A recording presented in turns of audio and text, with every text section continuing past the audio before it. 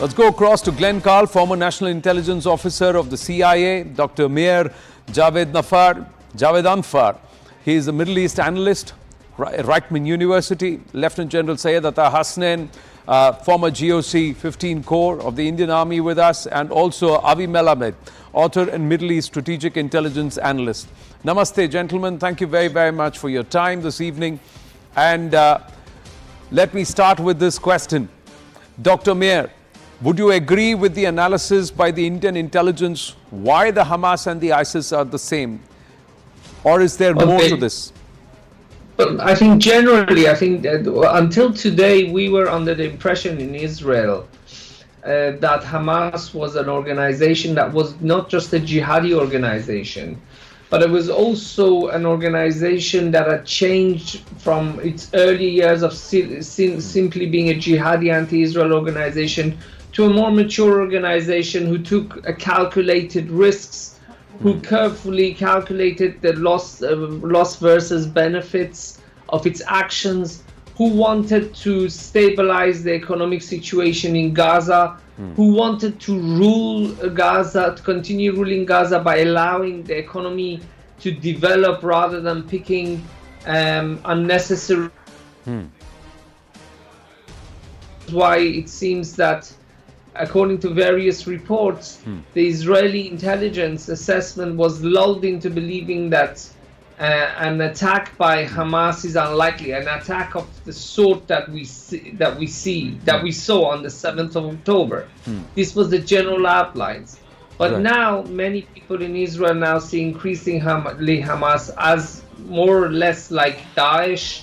It's jihadi, extremist. It's extremely. It doesn't take the risks. It doesn't take the consideration of its own. It doesn't take the welfare of its own population into consideration, and it carries out very, very viciously violent acts against civilians. So more and more, yes, Hamas is being viewed as a new Palestinian and more politically correct version of Daesh, especially among the leftist, populist leftists in Europe and the United States.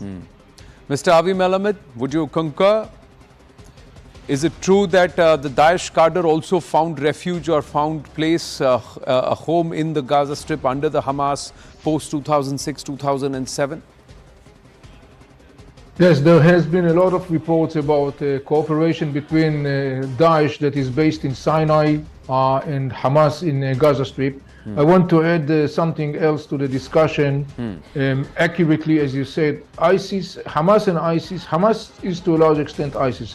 Though there are different ideological aspects and so on, in the end of the day, let me explain why Hamas and ISIS in the end of the day is the same entity, or it's the same thing.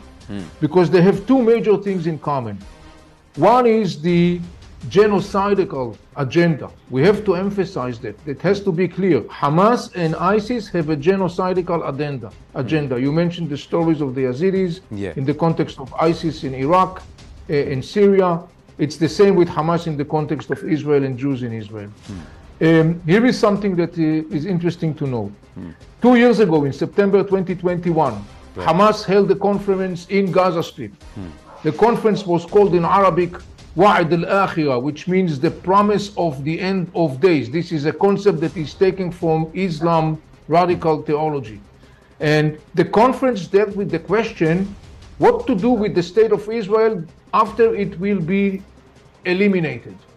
The conference ended with a statement by Hamas, a call for actions or recommendation statement that has 20 articles.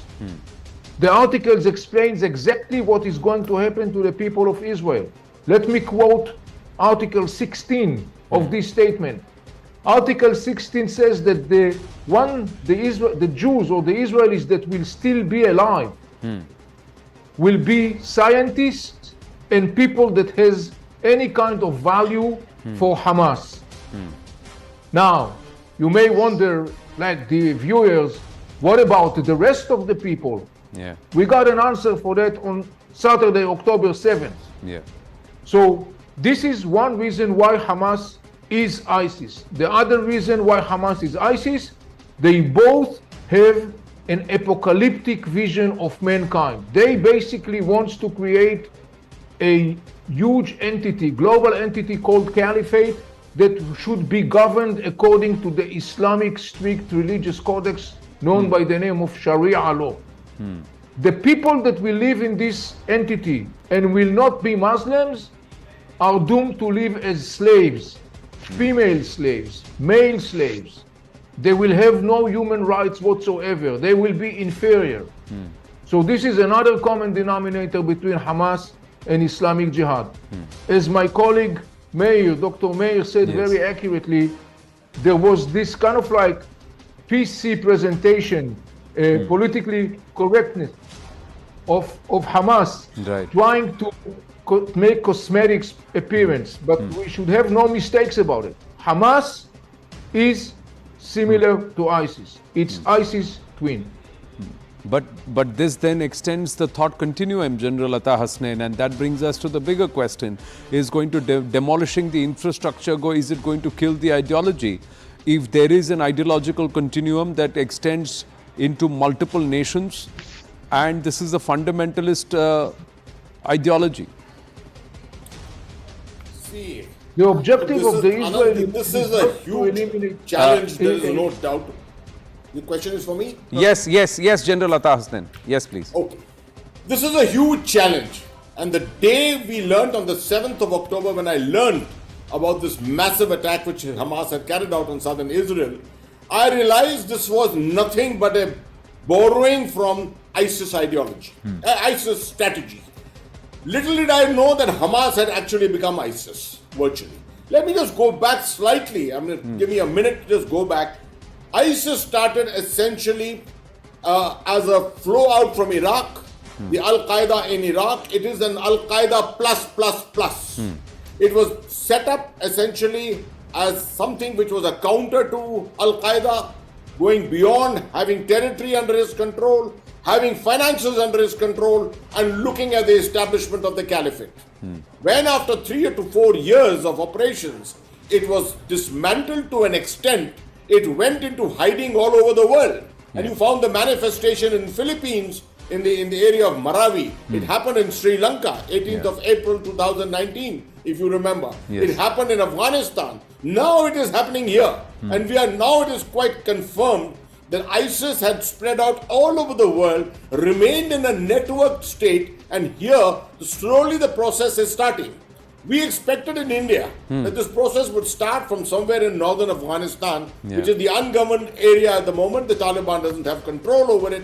And it is from there that the whole area of Khorasan would be addressed. But I think we were mistaken there slightly.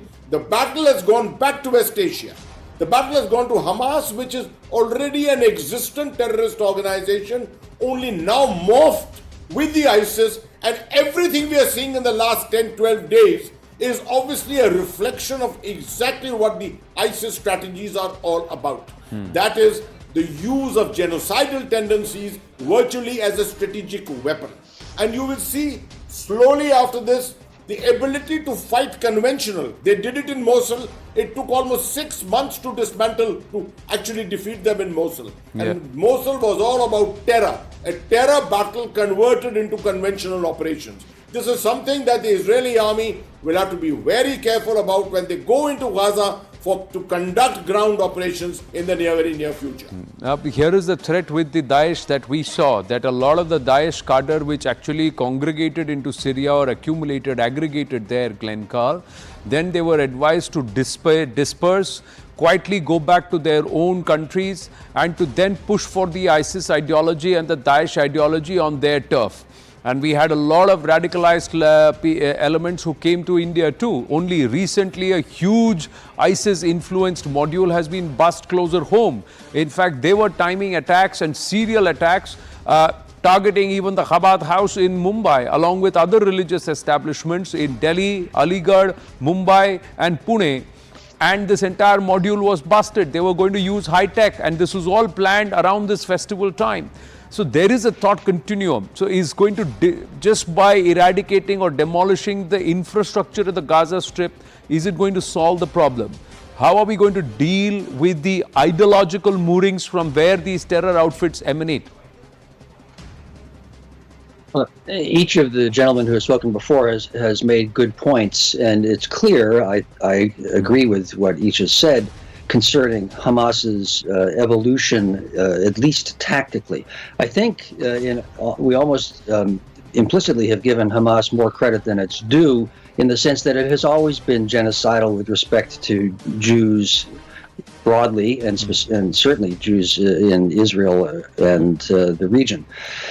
I think it's an error, however, and this is one that the United States struggled with, and I think an error that the United States made for many years in the war on terror, to conflate and combine and view as essentially one ISIS or Al-Qaeda, or in this instance, Hamas. The tactics certainly have changed. The ideology of Islam, at least on the far right, has morphed over decades to become more vicious and more set on, frankly, genocide and forcing the world to become an extremely conservative version of Islam. However, the distinctions between Hamas and Hezbollah, or even Islamic Jihad and ISIS, are critical for a successful counterterrorism approach. The ideologies are morphing. Similarly, all of Islam has been affected in horrible ways for decades by this. But the distinctions remain real and significant from group to group. Hamas fundamentally wants to kill the Jews in Israel and destroy Israel. It philosophically would like to kill me because I'm a kufr living outside of Dar al-Islam. But if we view Hamas as ISIS, I think we will lose some nuance that we need to destroy and to counter ISIS effectively. It's an error that the United States made in its war on terror, to view all Islamic jihadists as basically the same thing. Ideologically, they communicate, they share similarities, they are moving in similar directions, but they are not the same. But if they are different, but their patterns are the same, their doctrines echo each other, their actions mirror each other. So how do we then look at it?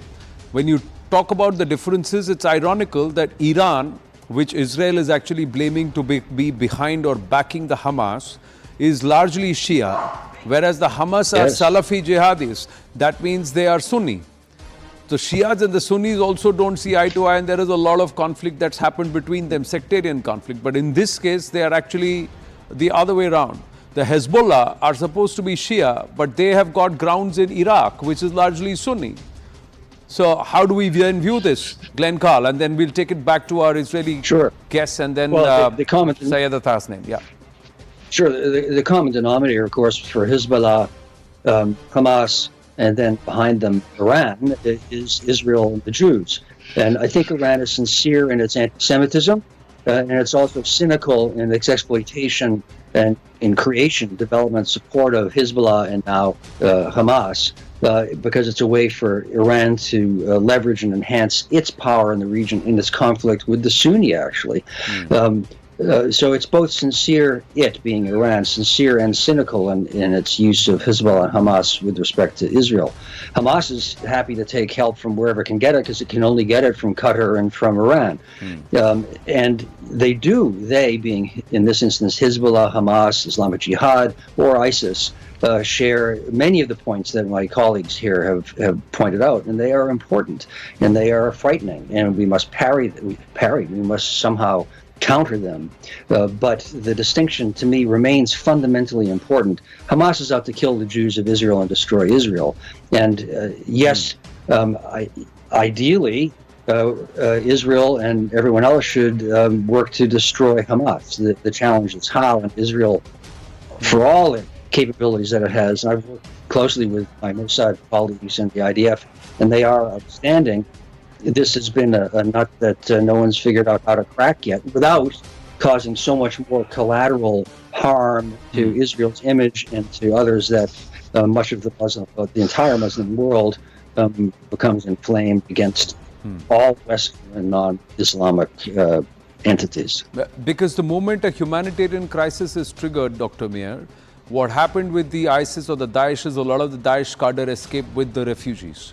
And then they spread across other countries and the Daesh terror started manifesting everywhere else. So how do you control that?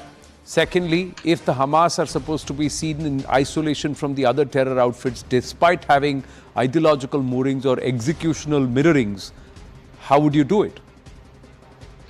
I don't think ever in isolation from, but distinct from. Distinct from the others. Dr. Meir. Hi, sorry. I teach Iranian politics in Israel. I'm originally from Iran, so please allow me to use some of my research and some of my focus into here.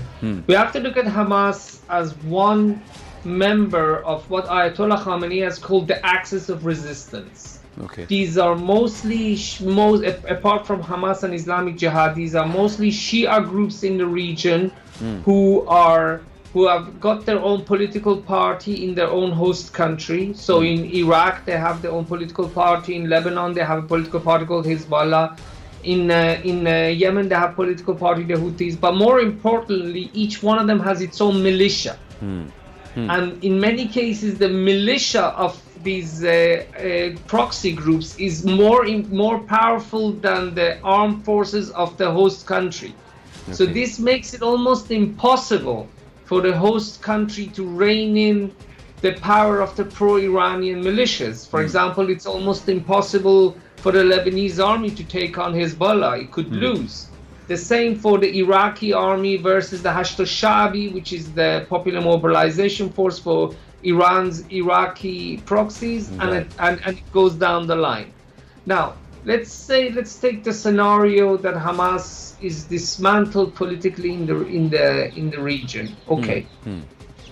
Its armed forces, where are they going to go? Are they going to go to Egypt? Egypt is not going to allow them in. You see, this is one of the major differences between the U.S. occupation of Iraq and Israel's upcoming occupation of Gaza. When America went into Iraq, Iraq's borders with Syria were open. Iraq's borders with Iran were open. So the Iranian regime and the Syrian regime were pumping in jihadis and arms and money and explosives. Hamas will not have that luxury once Israel goes inside it. So first and foremost, its military infrastructure is likely to take a major hit. Politically, it won't die. It's probably going to exist in the West Bank. Right. But even if Hamas politically collapses, let's say in Gaza, still the Ayatollah Khamenei's axis of resistance will exist without one member, without an important member, but it will exist. And we have to remember that Hamas was ran in accordance to how Ayatollah Khamenei manages the axis of resistance. It's almost impossible for some people say Iran did not know if Hamas was going to attack. Right. I'm sorry, that's almost comical.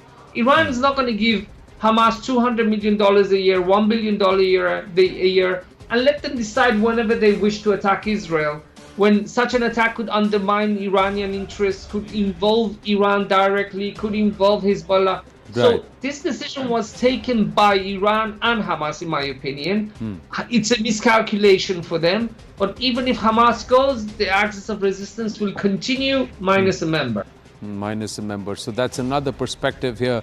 Avi Melamed, dismantling the Hamas infrastructure, military infrastructure, is that going to help? Will it contain the cadre, or will the cadre slip away and will it manifest elsewhere? I want to make it very simple and very clear. If we want to offer Israelis and Palestinians any hope, we must eliminate Hamas and Islamic Jihad military capabilities. Now, it doesn't mean that we have to hunt down every last person of Hamas and Islamic Jihad. It doesn't mean that we have to demolish the last rockets of Hamas and Islamic Jihad. What it means is that we have to eliminate Hamas and Islamic Jihad military capabilities to the point they will be not able anymore to continue and to dictate their will and the Iranian will on the Israelis, on the Palestinians, and on the region. Hamas views itself as a regional player. The end objective of eliminating Hamas, which is the first phase of change, the end objective of that is to make Hamas no longer relevant. Not a regional player, not even a domestic player. Now, as of ideology, we can't eliminate ideologies. Correct. Nazism exists up until our times. Other ideologies exist. You can't eliminate ideologies. This is not the point. The point is to address those radical factors who are inspired by these radical ideologies and eliminate the ability of those factors to continue and to play any relevant role. So the idea is very simple and it's very significant. If anyone wants Palestinians and Israelis to have a future of hope and prosperity and life, it starts with eliminating Hamas and Islamic Jihad military capabilities. From there, you can move to the next phase, starting to build different paths and different trajectory, a positive one. But that's the final comment here on this conversation, and we hope to have more in the coming days in terms of building a strategy. Destroying the military capabilities, General Atta Hasnain, will not, as Dr. Meir said, destroy the axis of resistance or Iran's motivation. It will be -1 member, they will create that pawn, they'll recreate it. So it will come back, it's not going to end there. So it's got to be something far more punitive elsewhere. I compliment Mr. Avi for his intervention just now. This is exactly what counterterrorism is all about. If you want to put an end to active terrorism, you do not have to eliminate the last terrorist. What you have to eliminate is the networks. The networks which enable terrorism. For example, finance.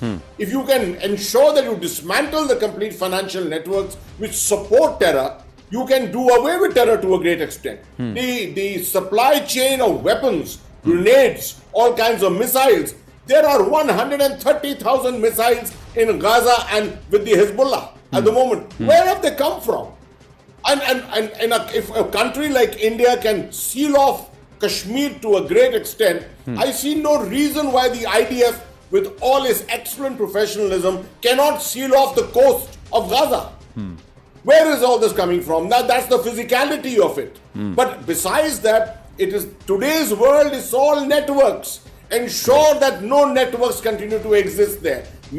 There will be lots of drug networks, financial networks, media networks, all kinds. We've done this very effectively in Kashmir, and we are thriving on that today. So for the moment, winding up this conversation, thank you very much, gentlemen. Very engaging conversation. Thank you.